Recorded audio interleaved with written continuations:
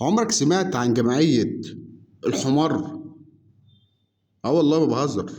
جمعية الحمير المصرية. الجمعية دي اتعملت سنة 1930. هكمل لك القصة. اللي كانوا أعضاء فيها زكي طماوي، العقاد طه حسين، نجيب محفوظ. وكان هدفها نبيل جدا. أسس الجمعية المخرج المسرحي زكي طماوي، وتم تأسيسها عام 1930 بهدف رعاية حقوق الحيوان في مصر. ضمت في عضويتها ما يقرب من 30 ألف عضو من كبار الفنانين والإعلاميين من مختلف المجالات، منهم الأديب عباس العقاد وطه حسين ونجيب محفوظ. هم المواقف الظريفة بقى لما حضرتك تيجي تنضم للجمعية دي وتكون عضو جديد، لازم تاخد لقب. فبيدوك لقب ايه؟ حرحور، وهو الجحش الصغير.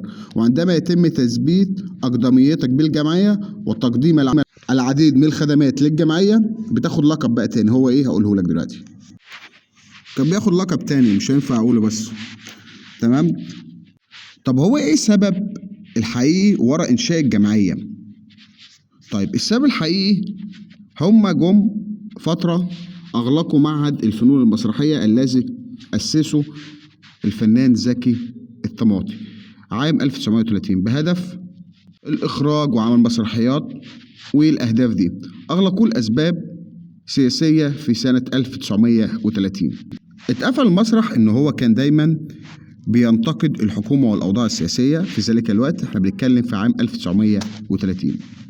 الفنان زكي الطماوي اختار رمز الحمار عشان عنده صبر وجهد وقوة تحمل مش عند حد. وبعد جهد كبير أعادوا افتتاح المعهد تاني، ولغوا جمعية الحمير المصرية وتم إعادة فتح معهد المسرحي. والجدير بالذكر بقى إن تم إعادة تأسيس الجمعية مجددا عام 2004 كجمعية خيرية ترعى نصف مليون حمار. والجمعية كانت قايلة إن هي تقدم خدمات مجتمعية زي محو الأمية، تشجير الأحياء، رعاية المرضى. ولكن وزارة التضامن الاجتماعية اعترضت على اسم إن هو غير لائق، ورفضت إعطاء التصريح لممارسة عملها، وتم تجميد عملها حتى وقتنا هذا. هو في حد يسمي جمعية الحمير المصرية برضو؟ صعب قوي يعني، صعب يعني. أنا لما أجي أكون عضو فيها أقول لك أنا مثلا إيه، عضو في جمعية أشوفكم بخير. ودايما التاريخ هتلاقي فيه مواقف ظريفة كتيرة جدا.